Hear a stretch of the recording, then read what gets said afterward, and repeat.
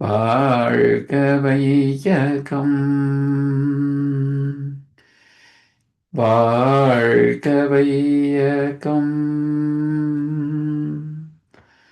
வாழ்க வளமுடன். சிந்தனையை, உடல் நலத்தை சீரமைத்து உய்வித்த குருவே வாழ்க, குருவே துணை. வேதாத்திரியம் வாழ்க வளமுடன். இன்று வரை உலகில் தோன்றிய அனைத்து சித்தர்களும் ஞானிகளும் மகான்களும் மற்றும் வேதாத்திரிய கோட்பாடுகளை அர்ப்பணிப்புணர்வோடு அகிலமெங்கும் உணர்வாக்கி கொண்டிருக்கும் ஞானாசிரியர்களின் மதிநுட்பமும் குருவர்களோடு சூக்குமமாய் நம்மை சூழ்ந்திருந்து நாம் ஓய்வதற்கு துணை நிற்குமாக என்று சங்கல்பித்துக் கொண்டு இன்றைய தவ நிகழ்வை இறைவணக்கம் குரு வணக்கத்தோடு நாம் இனிதே துவங்குவோம். இறைவணக்கம் பாட அருள்நிதி ஸ்ரீராம் ஜெயபிரகாஷ் ஐயா அவர்கள். வாழ்க வளமுடன் ஐயா. வாழ்க வளமுடன். குருவே துணை. இறை வணக்கம். எல்லாம் வல்ல தெய்வம் அது எங்கும் உள்ளது நீக்கமர சொல்லால் மட்டும் நம்பாதே சுயமாய் செந்தே தீர்த்தெளிவாய் வல்லாய் உடலில் இயக்கம் அவன் வாழ்வின் உயிரில் அறிவும் அவன் கல்லார் கற்றார் செயல் விளைவாய் காணும் இன்ப துன்பம் அவன் அவனின் இயக்கம் அணுவாற்றல் அணுவின் கூட்டு பக்குவம் நீ அவனில் தான் நீ உன்னிலவன் அவன் யார் நீ யார் பிரிவேது அவனை மறந்தால் நீ சிறியோன் அவனை அறிந்தால் நீ பெரியோன் அவன் நீ ஒன்றாய் அறிந்த இடம் அறிவு முழுமை அது முக்தி எல்லாம் வல்ல தெய்வம் அது. வாழ்க வளமுடன். குரு வணக்கம் பாட அருள்நிதி ஆனந்த் வெங்கடேசன் ஐயா அவர்கள். வாழ்க வளமுடன் ஐயா. வாழ்க வளமுடன் ஐயா. குரு வணக்கம். எப்பொருளை எச்செயலை எக்குணத்தை எவ்வுயிரை ஒருவர் அடிக்கடி நினைந்தால் அப்பொருளின் தன்மையாய் நினைப்போராற்றல் அறிவினிலும் உடலினிலும் மாற்றங்காணும்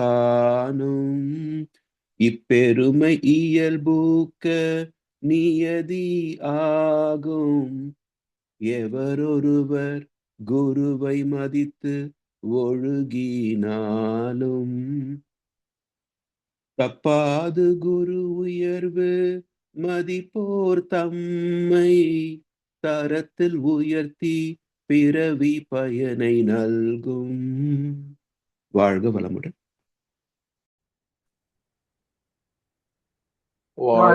நன்றி ஐயா. வாழ்க வையகம், வாழ்க வளமுடன். குரு வாழ்க, குருவே துணை. இன்றைய சாந்தி தவத்தினை மிகச்சிறந்த முறையில் வழிநடத்தி தந்த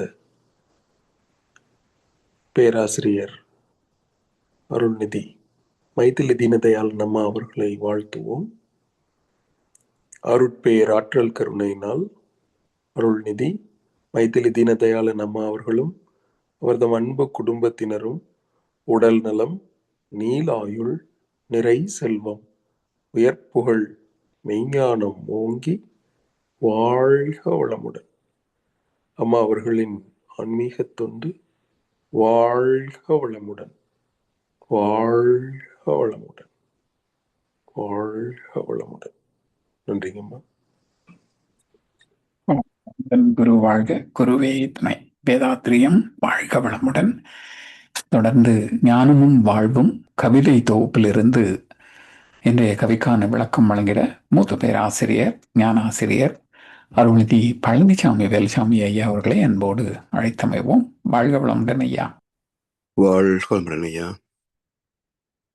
வாழ்க வையகம், வாழ்க வையகம், வாழ்க வளமுடன். குரு வாழ்க, குருவே துணை. சான்ற பெருமக்களே, ஞானமும் வாழ்வும் கவிதை தொகுப்பின் தொடர் சிந்தனையில் வினை தூய்மை பற்றிய இரண்டாவது கவி. வினை தூய்மை பெற வேண்டின் மனத்தின் தூய்மை வேண்டுவது இன்றியமையாததாகும். வினை தூய்மை ஒழுக்கமுடன் கடமை ஈகை விளங்கும் அறநெறி நிற்க விரைந்து ஓங்கும் வினை தூய்மை வித்தான மனத்தின் தூய்மை விண் உணரும் அகத்தவத்தால் ஓங்கும் உய்ய வினை தூய்மை மன தூய்மை ஒன்றை ஒன்று உயர்த்தி மனிதன் தெய்வம் அறிய செய்யும். மன தூய்மை, அதனால் வெளிப்படுகின்ற செயலாக்கம் வினை தூய்மை. இவை இரண்டும் எதை நோக்கி முன்னேறுகிறது என்றால் தெய்வம் அறிய செய்யும். நான் யார் என்ற கேள்விக்குரிய அனுபவத்தை பெறச் செய்யும். சரி, வினை தூய்மை பெற வேண்டின் மனத்தின் தூய்மை வேண்டுவது இன்றியமையாததாகும். வினை தூய்மை ஒழுக்கமுடன் கடமை ஈகை விளங்கும் அறநெறி நிற்க. இப்ப வினை தூய்மை என்பது என்ன? ஒழுக்கமுடன் கடமை ஈகை, இந்த மூன்றும் இணைந்ததை அறநெறி என்று சொல்கிறோம் இல்லையா? அப்போ அறம் நெறி, அறம் என்பது ஒரு இயக்க ஒழுங்கு என்ற ஒழுக்கம் அதில் இருக்கு இல்லையா? அப்போ அறத்தின் இலக்கணம் ஒரு இயக்க ஒழுங்கு. இந்த இயக்க ஒழுங்குக்கு மூலம் இறைநீதி. அப்ப சுத்த வெளியாகிய இறைநிலை எழுச்சி பெற்ற நிலையிலேயே அந்த இயக்கத்தோடு விதியும் பிறந்து விடுகிறது. இயக்கம் இல்லாமல் விதி தனித்து கிடையாது, விதி இல்லாமல் இயங்கவும் முடியாது. எனவே இயக்கமும் விதியும் பிரிக்க முடியாதவை. இப்ப இறை துகளும் இயல்போக்க விதியும் பிரிக்க முடியாது. அவற்றின் தொகுப்பாகிய விண் பஞ்சபூதங்கள், அவற்றிலே இருக்கின்ற இயக்க ஒழுங்கு விளைவு, இதையும் பிரிக்க முடியாது. இயற்கை சட்டத்தை மாற்ற முடியாது. அதே போல ஜீவன்களிலே என்ன செயலோ அதற்கு தக்க விளைவு என்பதையும் மாற்ற முடியாது, தவிர்க்க முடியாது. செயலிலே விளைவாக தெய்வ ஒழுங்கமைப்பு என்பார் மகர்ஷி அவர்கள். இந்த செயலிலேயே விளைவு தொக்கி நிற்கும். செயல் முடிந்த பிறகு விளைவு என்பது கிடையாது. செயல் துவக்கத்திலிருந்து முடிவு வரைக்கும் விளைவு தொடர்ந்து பல நிலைகளில் இருந்து கொண்டே இருக்கும். உதாரணமாக, பசி, உணவு உண்ணுகிறோம். உணவு ஒவ்வொரு கவலமாக உண்ணுகின்ற போது பசி குறைந்து கொண்டே வந்து ஒரு கட்டத்தில் பசி நிறைவு பெற்று விடுகிறது. அப்போ செயல் செய்கின்ற போதே விளைவும் தொக்கி பின்தொடர்ந்து வந்து கொண்டே இருக்கும். அதனால் வினையும் விளைவும் பிரிக்க முடியாதவை.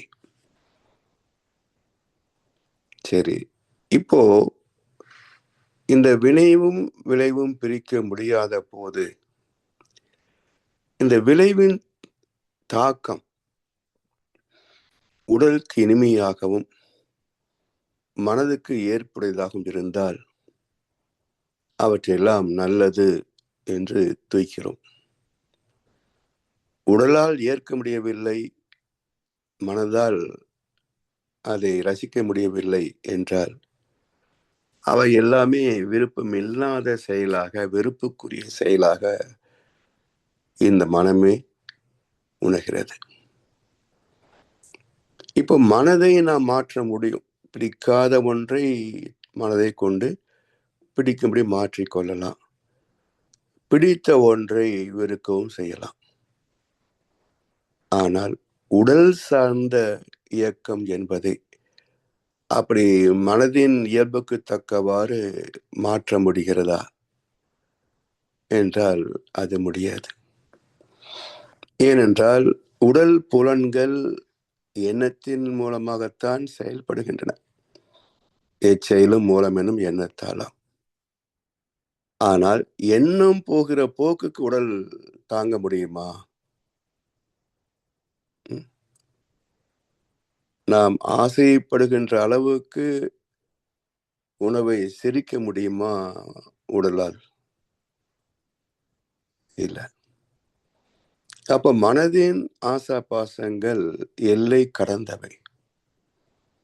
ஆனால் உடல் என்ற ஒரு பருத்தோற்றமோ அது செயல்பாட்டு விதிகளுக்கு, இயற்கை விதிக்கு கட்டுப்பட்டவை. அதனால் இப்போ இந்த இரண்டுக்கும் ஏற்படக்கூடிய உரசல்கள் அதுவே நமக்கு விருப்பு வெறுப்பாக மாற்றம் பெறுகிறது. விரும்பியவற்றை அளவுக்கு அதிகமாக தூய்க்க நாடுகின்றோம். விருப்பமில்லாதவற்றை நாம் தூய்ப்பதற்கு விரும்புவதில்லை. அப்படியே செய்ய வேண்டிய ஒரு சூழல் ஏற்பட்டாலும் அது வேண்டா வெறுப்பாக மன ஓர்மை இல்லாமல் அதற்கு என்ன சொல்லுவோம், அதை ஒரு வெறுப்போடு செய்கிறோமே தவிர அதில் லயிப்பு இருக்காது, ரசிப்பு இருக்காது.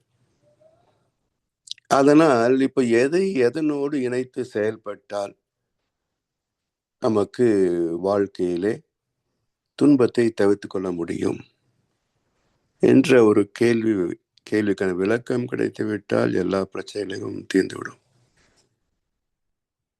அப்ப உடல் ஆற்றல் மாற்ற முடியாது, மனமும் மாற்றத்திற்கு உரியது என்றால் மாற்றத்திற்குரிய மனதை உடல் அளவிலே இணைக்க வேண்டும். அப்ப உடலுக்கும் மனதுக்கும் ஒரு நட்பு இருந்துவிட்டால் உடல் துன்பமே ஏற்படாது.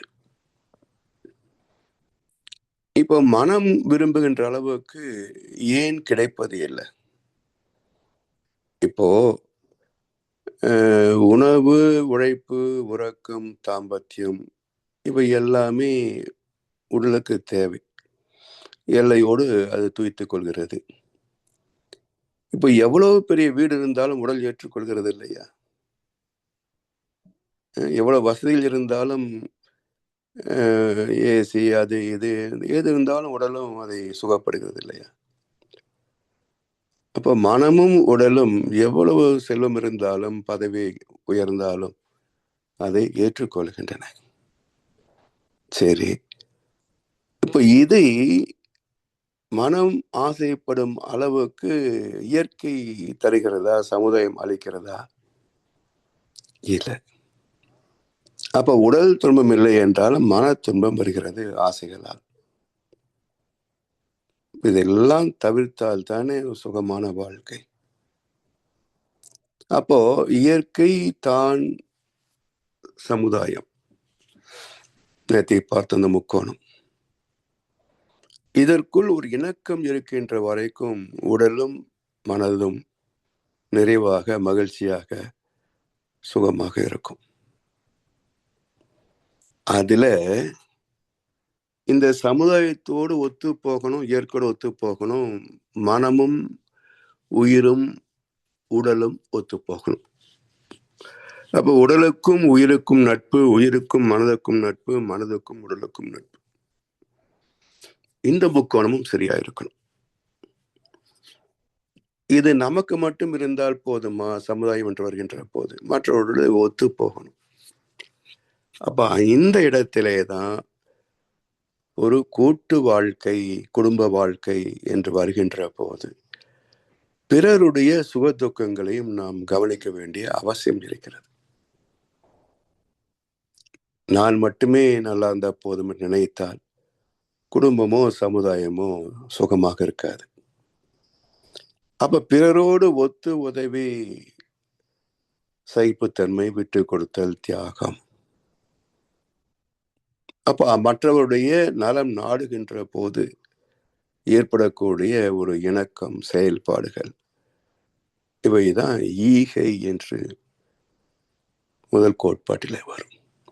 பிற உயிர்படுகின்ற சுக துக்க உணர்வுகளை கூர்ந்து அறிவால் ஆராய்ந்து அந்த துன்பத்தை நீக்குவதற்கு அறிவு எழுச்சி பெற்ற முதல் நாள் உலகில் அறம் தோன்றியது. எனவே அறத்தின் முதல் கோட்பாடே பிறருக்காக, பிறருக்கு, பிறர் துன்பம் நீக்குவதுதான் அறத்தின் முதல் கோட்பாடு. அடுத்து இந்த பிறரது துன்பம் என்பதிலே மற்ற உயிர் மட்டுமல்ல, இந்த ஆத்மாவுக்கு இந்த உடல் யாரோதான். இந்த ஆத்மாவுக்கு இந்த உடல் யாரோதான். அது எப்படி? ஆத்மா உள்ள இருக்குது, ஆத்மாவை சார்ந்துதான் இந்த உடம்பு வாழ்ந்து கொண்டிருக்கிறது. அப்ப இந்த ஆத்மாவுக்கு இந்த உடம்பு யாரோன்றதை எப்படி ஏத்துக்க முடியும் என்றால், இந்த எல்லா பதிவுகள், முன்வினை, தன்வினை எல்லாம் ஆத்மாவுக்குள்ளதானே இருக்குது. இந்த 2 அடுக்கு வினை தொகுப்புகளை, பதிவுகளைத்தான் ஆத்மான்னு சொல்றோம். அந்த ஆத்மாவில் உள்ள பதிவுகள் தானே வெளிப்பட்டு மனமாக, எண்ணமாக, மீண்டும் செயலாக மாற துடிக்கிறது. இப்போ ஒரு ஆத்மாவின் பதிவின்படி ஒரு நன்மையோ துன்பமோ வருகிறது என்றால், உடல் நோய்வாய்ப்பட்டு துடிக்கும், மனம் துக்கத்திலே அழுகும். ஆனா ஆத்மா என்ன செய்கிறதுன்னு பாருங்க. அது தனித்து துக்கப்படவோ செயல்படவோ முடியுமா? அது சிம்பிளி ஒரு சாஃப்ட்வேர். அது அசைவம் செய்யாது, உணரவும் செய்யாது. எப்படி ஒரு ஐக்ளவுடு, கூகுள் டிரைவ்ல ஒரு திரைப்படத்தை வச்சிருக்கிறோம். அப்ப அந்த கூகுள் வெப்சைட் அந்த அலைகளை நாடிக்கொண்டா இருக்கும். அது பாட்டுக்கு எல்லாத்தையும் வாங்கி விருப்பாக்கி அமைதியாகத்தான் இருக்கும். அதே நம்முடைய லேப்டாப்ல கொண்டு வரப்போகுது, டிவியில கொண்டு வரப்போகுது. அந்த காட்சிகளை, அந்த திரைப்படத்தை நாம் பார்க்கின்றோம் இல்லையா? இது இங்க ஆடுது. இதே போலதான் இந்த உடல் தூய்க்கின்ற சுக துக்கங்களையோ, மனம் தூய்க்கின்ற இன்ப துன்பங்களிலேயோ ஆத்மா பந்தப்படுவது இல்லை. அது சாட்சி பாவனையாக உட்கார்ந்துட்டு இருக்கும் பேசாம. மௌனத்தில் விளையாடும் மனசாட்சியே, ஆசையில் கல்லாகி, அச்சத்தில் மெழுகாகி, காரியம் தவறானால் கண்களில் நீராகி, மௌனத்தில் விளையாடும் மனசாட்சி இவ்வளவு ஆடிக்கிட்டு இருக்கும். ஆனா அது பாதிக்கப்படுவது இல்லை. அதனால் இந்த ஆத்மாவுக்கு இந்த உடல் யாரோதான். இதனுடைய சுக துக்கங்களில் ஆத்மா பந்தப்படுவது இல்லை. இதைத்தானே கீதையில் அத்தனை ஸ்லோகங்களை விளக்குறாங்க ஆத்மாவை பற்றி.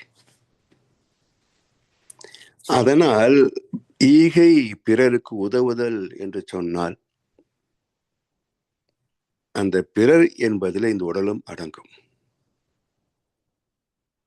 அதான் சாமி அழகா சொல்றாங்களே, தான், குடும்பம், சுற்றம், ஊர், உலகு, இந்த ஐவகை கடமைகளை ஒன்றினால் ஒன்று கெடாதவாறு பார்த்து கொள்ளணும் அப்படிம்பார். அப்ப குடும்பத்துக்காக உழைக்கிறேன் என்று தன்னை அலட்சியப்படுத்தி விட்டால் உடம்பு கெட்டுப்போகும், துன்பம் வரும், நோய் வரும். எனவே ஈகை என்பது பிறருக்கு தருவது மட்டும் அல்ல, அந்த துன்பத்தை நீக்குவது என்கின்ற போது இந்த உடலுக்கும் அதே விதிமுறை பொருந்தும். சரி, இதனுடைய அடுத்த மறுபக்கம் என்ன? இந்த ஜீவனை துன்புறுத்தக்கூடாது, தன்னையும் சரி, மற்ற மனிதர்களையும் சரி, ஜீவன்களையும் சரி. இதனுடைய மறுபக்கம் என்ன என்றால், ஈகையின் மறுபக்கம் ஒழுக்கம். தனக்கோ பிறருக்கோ. இப்ப அந்த ஈகையில் உள்ள அந்த தான் என்று மறைஞ்சிருக்கு பாருங்க, இது ஒழுக்கத்துல வருகின்ற போது மகரிஷி தெளிவான சாமியத்தை தருகிறார். மகர்ஷிக்கு முன்பு ஒழுக்கம் என்பதற்கு இதுதான் இலக்கணம் என்று வகுத்தவர் கிடையாதுங்க. ஒழுக்கமுடைமை என்று ஒரு சொத்தாக பாதுகாக்க வேண்டும் என்று வள்ளுவ பெருந்தகை 10 குறட்பாக்களிலே பேசியிருந்தாலும் இதுதான் ஒழுக்கம் என்று வள்ளுவமும் சொல்லவில்லை, கீதையும் சொல்லவில்லை, எந்த இதிகாசங்களும் சொல்லவில்லை, எந்த உபன்யாசங்களும் சொல்லுவதில்லை. அந்த ஒழுக்கத்துக்கு லிஸ்ட் போடுவாங்க, நீண்ட ஒரு முடிவை பெறாத ஒரு பட்டியல் சொல்லுவாங்க, இதெல்லாம் ஒழுக்கம் அப்படின்னு. அவ்வளவு நினைவைத்துக் கொள்ள முடியுமா, பின்பற்ற முடியுமா? நினைவு இருந்தா தானே பின்பற்றுகிறோமா இல்லையான்னு தெரியும். அப்போ அத்தனையும் சுருக்கி ஒரு 6 வார்த்தைகளிலே ஒரு இலக்கணமாக தந்து விட்டார் மகிழ்ச்சி அவர்கள். எது ஒழுக்கம்? தனக்கோ பிறருக்கோ, இப்போதைக்கோ எப்போதைக்கோ, உடலுக்கோ மனதுக்கோ நன்மையே தருபவை அனைத்தும் ஒழுக்கம். அவ்வளவுதான் இலக்கணம். நினைவில் கொள்வதும் எளிது, பின்பற்றுவது கொஞ்சம் சிரமமா இருந்தாலும் கூட மனசாட்சி கொஞ்சம் உறுத்தும், ஒழுக்கம் இல்லை இது. எனவே ஈகையின் மறுபக்கம் இந்த உடலுக்கோ மற்ற உடல்களுக்கோ துன்பம் தராத வகையில எண்ணம், சொல், செயல்களை பயன்படுத்துவது. இந்த ரெண்டும் தியரி. இது உதவி செய்யணும், இது துன்பம் வராம பார்த்துக்கணும், இந்த ரெண்டும் தியரி. இந்த ஆச்சாரத்தை அனுஷ்டானமாக்கணும் இல்லையா? பிராக்டிஸ்ல கொண்டு வரணும் இல்ல, செயல்முறை கொண்டு வரணும் இல்ல, அதுக்கு பேர் கர்மயோகம், கடமை. எனவே ஒழுக்கம், கடமை, ஈகை என்று நாம் வரிசையாக ஒரு என்ன சொல்வதற்கு லகுவாக இருக்கிறது என்பதனால இப்படி சொன்னாலும் அவருடைய பூர்வீகம், அதை தோற்றுவாய் என்னன்னு பார்க்கின்ற போது ஈகை, ஒழுக்கம், கடமை, இதுதான் சரியான வரிசை. அப்படி இந்த அறம் சார்ந்த வாழ்க்கை, தெய்வம் நீதி சார்ந்த வாழ்க்கை, தெய்வ நீதி சார்ந்த வாழ்க்கை, இந்த அறம் என்ற எல்லைக்குள் எல்லா ஜீவராசிகளுக்கும் பாதுகாப்பு நிச்சயம் உண்டு, சுகத்திற்கான உத்தரவாதம் உண்டு, துன்பம் இல்லை என்ற உத்தரவாதம் உண்டு. இந்த அறம் என்ற எல்லையை மீறுகின்ற போதுதான் அதனுடைய மறுபக்கம், இறைவனின் மறுபக்கம், கருணையின் மறுபக்கம், அதுக்கு மரக்கருணையின் பேர். கருணையின் ஒரு பக்கம் அறக்கருணை, கருணையின் மறுபக்கம் மரக்கருணை, ரெண்டுமே கருணை தான். இது எப்படி கருணை ஆகும் என்றால், இப்போ துன்பம் என்பது என்னன்னு யோசிக்கணும். நமக்கு ஏன் துன்பம் வருது? பதிவு இல்லாத ஒரு வினை வராதுங்க. எதையாவது நமக்குள் பதிவு இல்லாத ஒன்றை நம்ம நினைவு கூற முடியுமான்னு பாருங்க.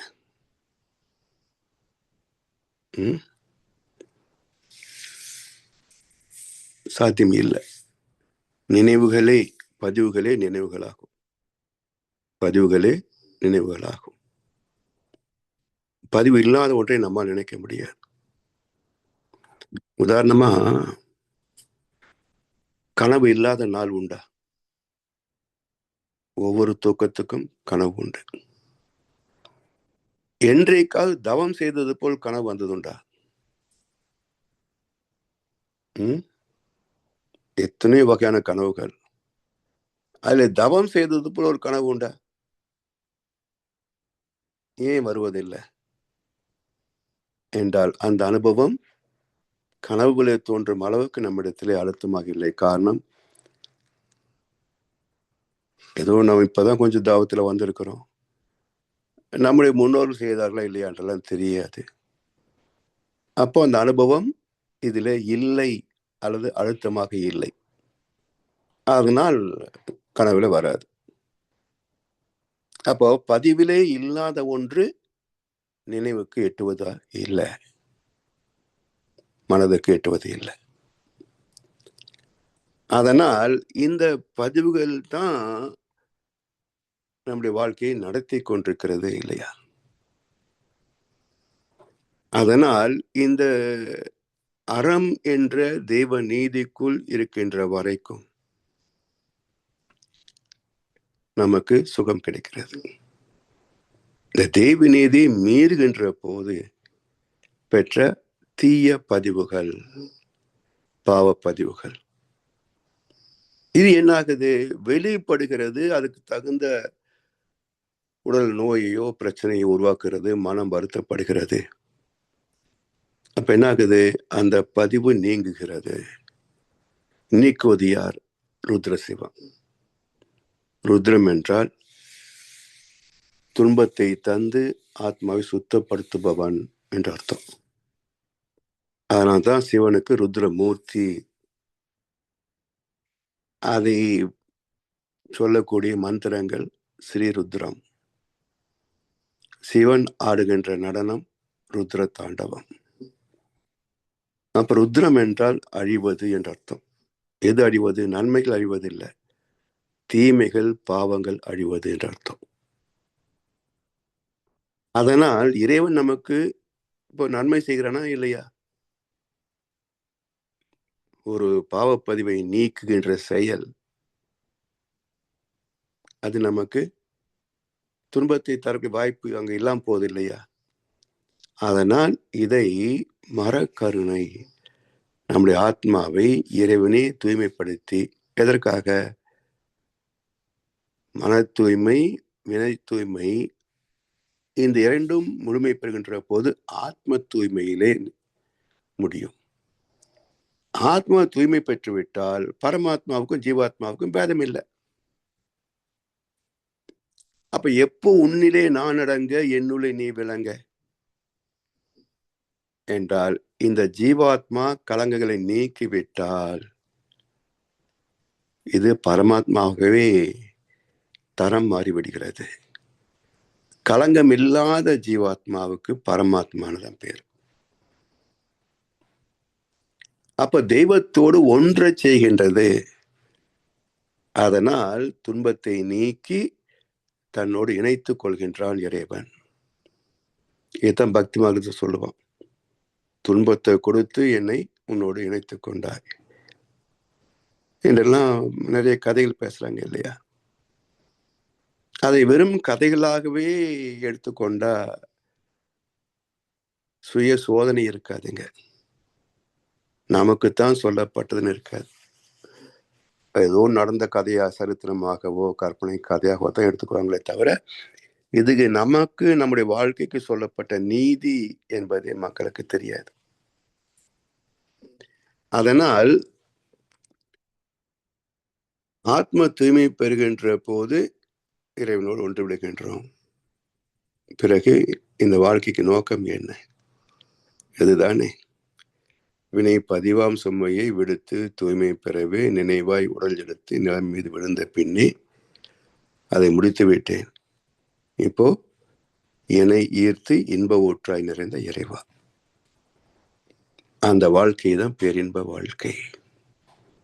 அந்த பேரின்ப வாழ்க்கைக்கு என்ன தேவை? எந்த வசதியும் தேவையில்லை, உடலும் தேவையில்லை. உடல் கடந்த நிலையிலே இந்த மனம் தன் மூலத்தோடு இணைந்து விடுகிறது.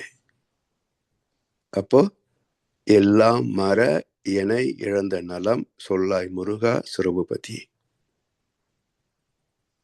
எல்லாம் மர என இழந்த நலம். உடம்பு இருக்கா இல்லையான்னு கூட தெரியாது.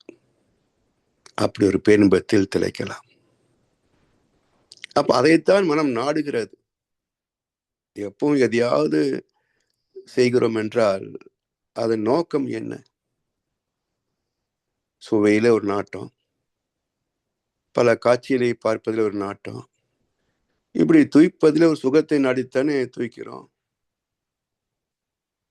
அது அளவு முறை மீறுகின்ற போது இன்பம் யாவுமே துன்பமாகுமே, இல்லையா? வேற என்ன காரணம்?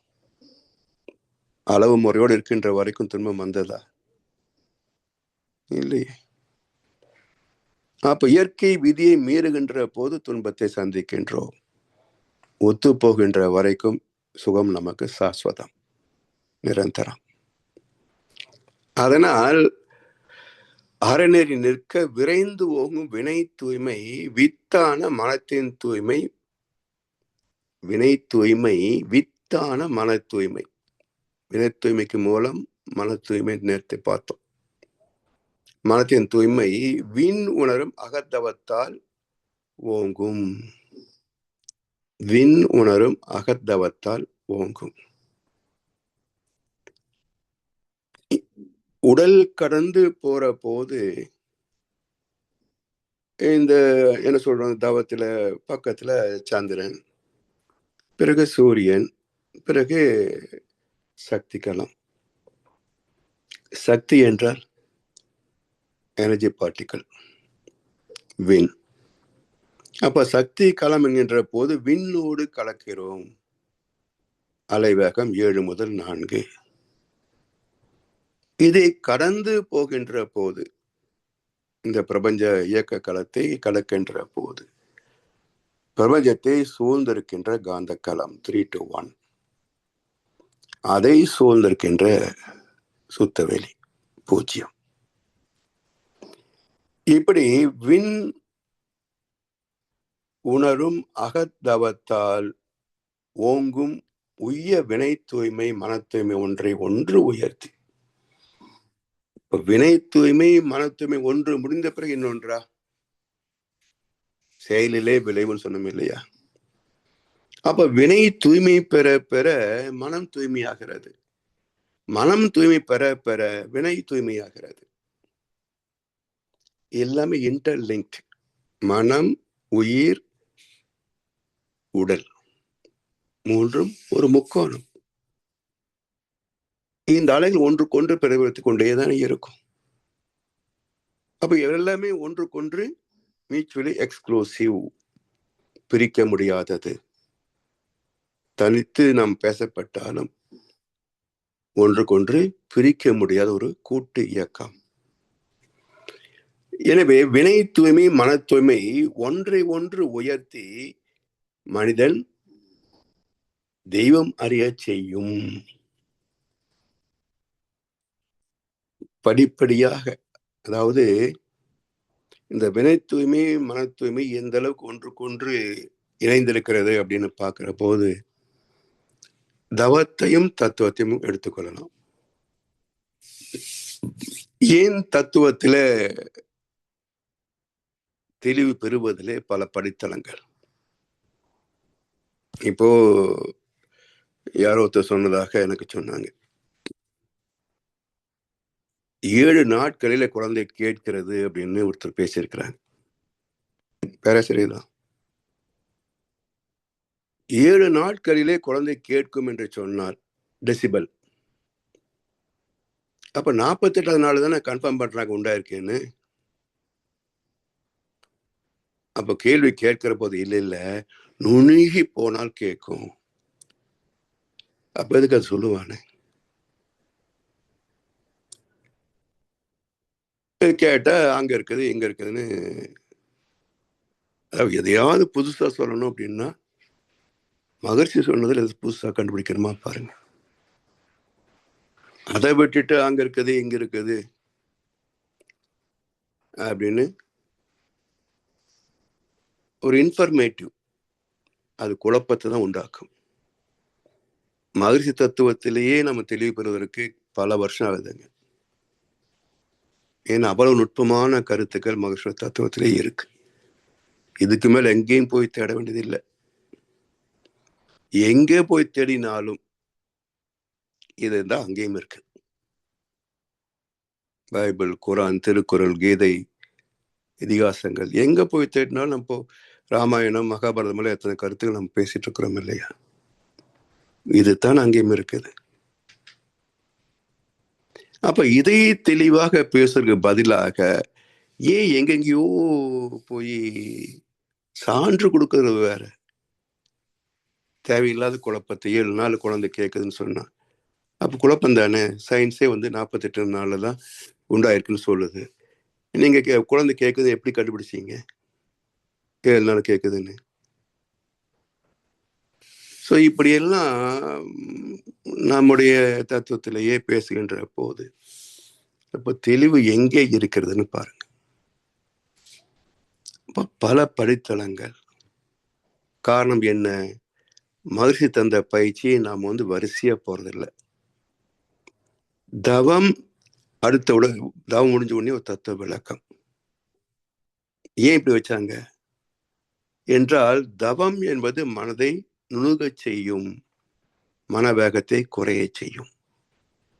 தத்துவங்கள் எழுதப்பட்டது எல்லாமே மிக நுண்ணிய அலை வேகத்துல.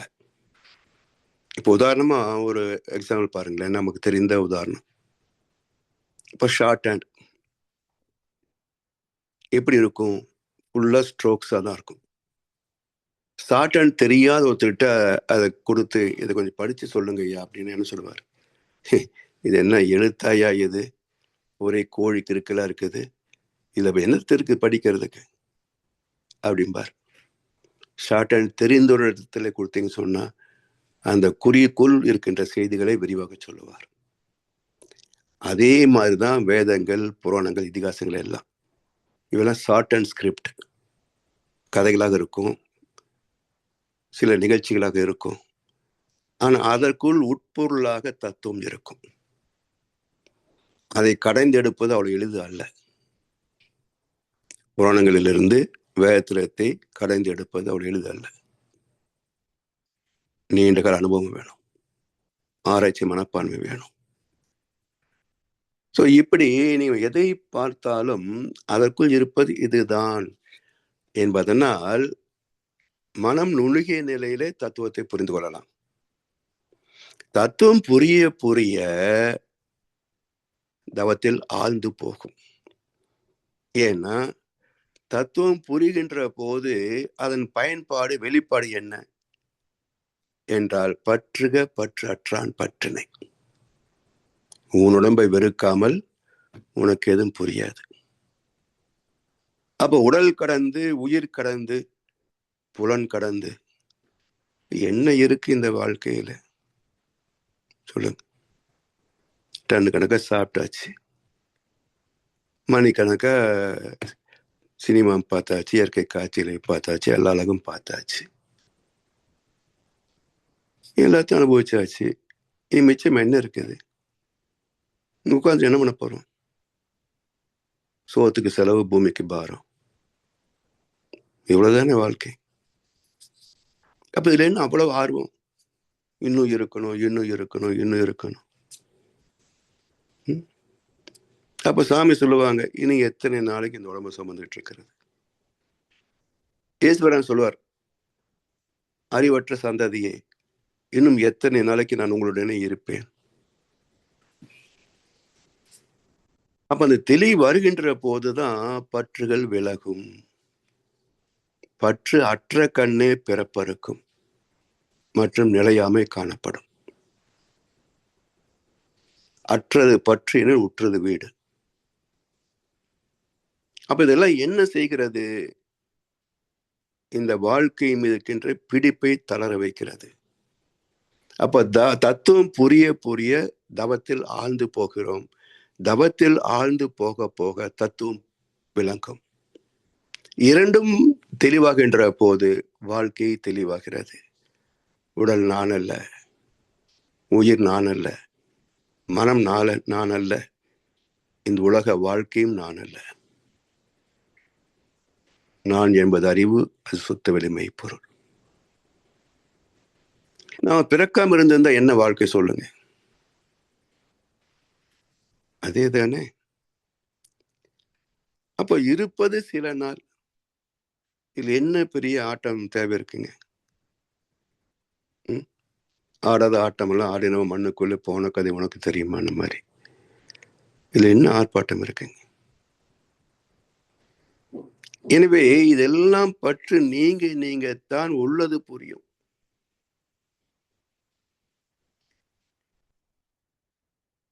அதனால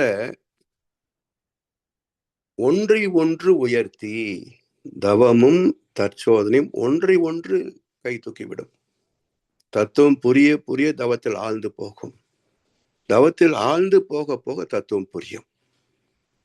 விழி இரண்டு இருந்த போதும் பார்வை ஒன்றுதான். வழிபடவும் வரம் தரவும் தெய்வம் ஒன்றுதான். அது மாதிரிதான் தத்துவமும் தவமும். ரெண்டு பயிற்சியாக இருந்தாலும் விளைவு ஆத்ம தரிசனம், தெய்வ தரிசனம் ஒன்றேதான். எனவே ஒன்றை ஒன்று உயர்த்தி மனிதன் தெய்வம் அறிய செய்யும், தெய்வமாக மாற்றவும் செய்யும். செய்யப்படாது அகத்தது உணர்வானை தெய்வத்தோடு ஒப்புக்கொள்ளல். அந்த தகுதி பெறுகின்ற போதுதான் அவருக்கு பரமஹம்ச என்ற பட்டத்தை மக்கள் தருவார்கள். முகமது சல் என்ற பட்டத்தை மக்கள் தருவார்கள். கிறிஸ்து என்ற பட்டத்தை மக்கள் தருவார்கள். புத்தர் என்ற பட்டத்தை மக்கள் தருவார்கள். அதான் ஆத்ம நிர்வாணம். அந்த வகையிலே தத்துவத்தை தெளிவாக விளங்கிக் கொள்வதற்கு அங்கங்க மேய்வதெல்லாம் பிறகு வேதத்தில் தெளிவு பெற்ற பிறகு எங்க போனாலும் வேதத்திரத்தை நாம் பார்க்கிறோம். வேதத்திரத்தில் தெளிவு இல்லாமல் எங்கெங்கயோ போனோம்னு சொன்னா கதையும் சரித்திரம் மட்டும்தான் நிற்கும். தத்துவத்தை எடுக்க முடியாதுங்க. அதனால் இது ஒரு ஃபார்முலா. வேதத்தியம் ஒரு ஃபார்முலா. வாழ்க்கைக்கான, மனதுக்கான, அனுபவங்களுக்கான, பதிவுகளுக்கான, இயற்கைக்கான, தெய்வத்திற்கான ஒரு ஃபார்முலா. அதை சுருக்கமா ஒரே வரியில நம் கடமை அறவாழ்வின் நாட்டத்தை சிறக்கட்டும் என்று சொல்லி வாய்ப்பளித்த செவிமடு தலைவருக்கு நன்றி பாராட்டி இந்த உரையை நிறைவு செய்கின்றோம். வாழ்வளமுடன், வாழ்வளமுடன், வாழ்க வையகம். அருமை ஐயா, சிறப்பாக வாழ்வளமுடன் ஐயா. வினை தூய்மைக்கு விளக்கம். ஒழுக்கம், கடமை, ஈகை என்று அறநெறியில் வாழ்வதற்கு சாமியம். அதில் முதல்ல நாம் கையில் எடுக்க வேண்டியது ஈகை. ஈகையை கையில் எடுத்தாச்சுன்னா அதுக்காக ஒழுக்கம் வரிசையாக, அதை தொடர்ந்து கடமை. இந்த வரிசை ஈகையை கையில் எடுத்தாச்சுன்னா மற்ற ரெண்டும் தன்னை போல பின்னாடியே வந்துரும்னு சில வருடங்களாகவே சொல்லி கொண்டு இருப்பது அடியின் வழக்கம். அருமையாக அதை இன்றைக்கும் சொன்னீர்கள். ரொம்ப மகிழ்ச்சி ஐயா.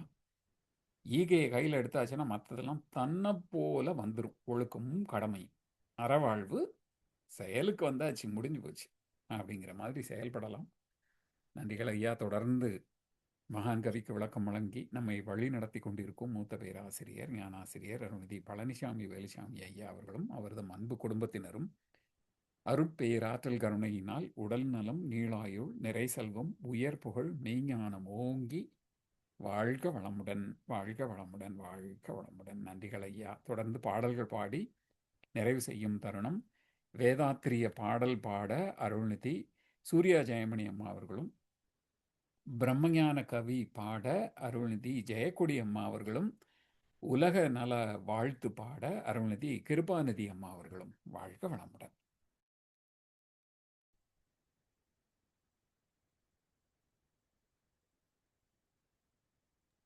வாழ்க பாடுங்கம்மா. வளமுடன் ஐயா.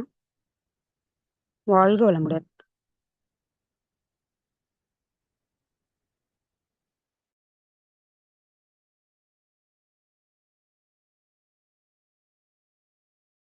வாழ்க வளமுடன் பாடுங்கம்மா.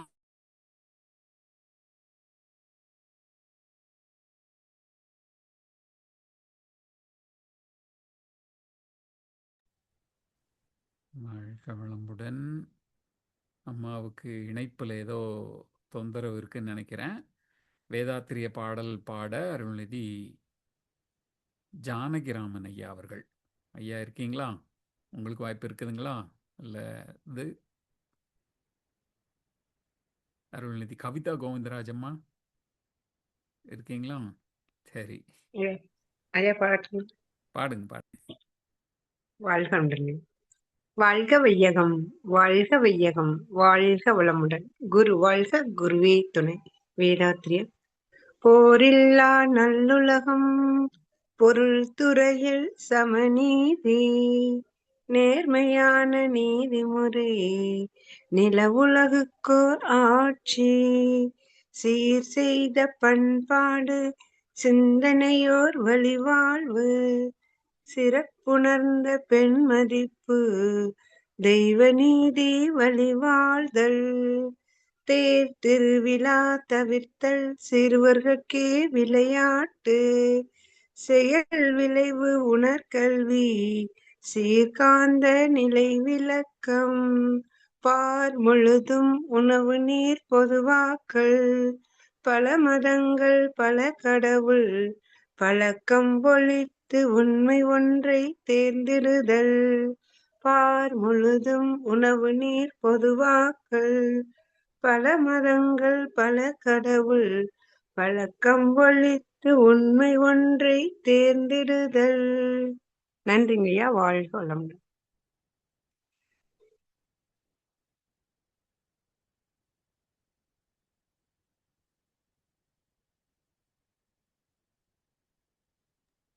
வாழ்க வளமுடன். வேதாத்திரிய பாடல் பாட பிரம்மஞான கவி பாட பிரம்மஞான கவி பாட. ஐயா பாடுறேங்க ஐயா. நான் பாடினேங்க ஐயா. இது வேதத்திரிய பாடல் நெட்வொர்க் இஷ்யூ இருக்குங்க ஐயா. சரிங்கம்மா, நீங்க பாடுங்க. பிரம்மஞான கவி பாடுங்க. வாழ்க பிரம்மஞான வளமுடன். கவி. வாழ்க வளமுடன். இறைவெளியே தன்னிருக்க சூழ்ந்தழுத்தும் ஆற்றல், இதன் திணிவு மடிப்பு வில சுழலும் நுண் விண்ணாம், நிறைவெளியில் விண் சுழல நெருக்குகின்ற உரசல், நிலைவெளியில் எழுப்புகின்ற நேரலைகள் காந்தமாம், மறைபொருளாம் காந்தம் தன் மாத்திரைகள் ஐவகை, மழைக்காதீர் விண்கூட்டம் மாபூதம் ஐந்துமாம், முறையாய் அக்காந்த அலை மனமாம் உயிர் உடல்களில் மதி உயர்ந்து உண்மை பெற மா பிரம்ம ஞானமாம், மா பிரம்ம ஞானமாம். வாழ்க வளமுடன். வாழ்க வளமுடன் ஐயா.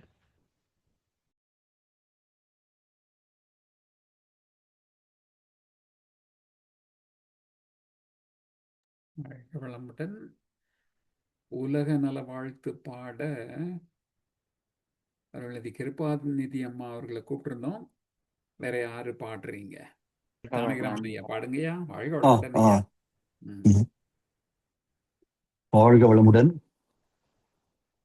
உலகமெல்லாம் பருவமழை ஒத்தபடி செய்யட்டும், உழவரெல்லாம் தானியத்தை உவப்புடனே பெருக்கட்டும், பல தொழில்கள் புரிகின்ற பாட்டாளி உயரட்டும், பகுத்துணர்வில் தொகுத்துணர்வு பண்பாட்டை உயர்த்தட்டும், கலகங்கள் போட்டி பகை கடந்தாட்சி நடக்கட்டும், கல்லாமை கடன் வறுமை களங்கங்கள் மறையட்டும், நலவாழ்வை அளிக்கும் ஞான ஒளி வீசட்டும், நம் கடமை அறவாழ்வின் நாட்டத்தே சிறக்கட்டும், நம் கடமை அறவாழ்வின் நாட்டத்தே சிறக்கட்டும். நம் கடமை அறவாழ்வின் நாட்டத்தே சிறக்கட்டும். வாழ்க வையகம், வாழ்க வையகம், வாழ்க வளமுடன், வாழ்க வளமுடன். வாழ்க வளமுடன். இன்றைய தவத்தில் கலந்து கொண்ட அன்பர்கள், தவத்தை வழிநடத்தியோர், நற்சிந்தனை வழங்கியோர், பாடல்கள் பாடியோர் அனைவரும் வாழ்க வளமுடன். அவர்களின் அன்பு குடும்பம், அவர்களின் உடல் நலம், மனவளம், பொருள் வளம், அருள் தொண்டு, ஆன்மீக தொண்டு, வாழ்க வளமுடன், வாழ்க வளமுடன், வாழ்க வளமுடன். இத்துடன் இன்றைய காலை தவம் நிகழ்வோடும் நிகழ்வோடும் இனிதே நிறைவு பெறுகிறது. இறையருளும் குரு அருளும் நம் அனைவரையும் எப்பொழுதும் சூழ்ந்திருந்து நம்மை இந்த இறைநிலையுணர் பயணத்திலே சிறந்த முறையிலே வழிநடத்தட்டும் என அனைவரையும் வாழ்த்தி வணங்கி நன்றி கூறி அமைகிறோம். வாழ்க வையகம், வாழ்க வையகம், வாழ்க வளமுடன்.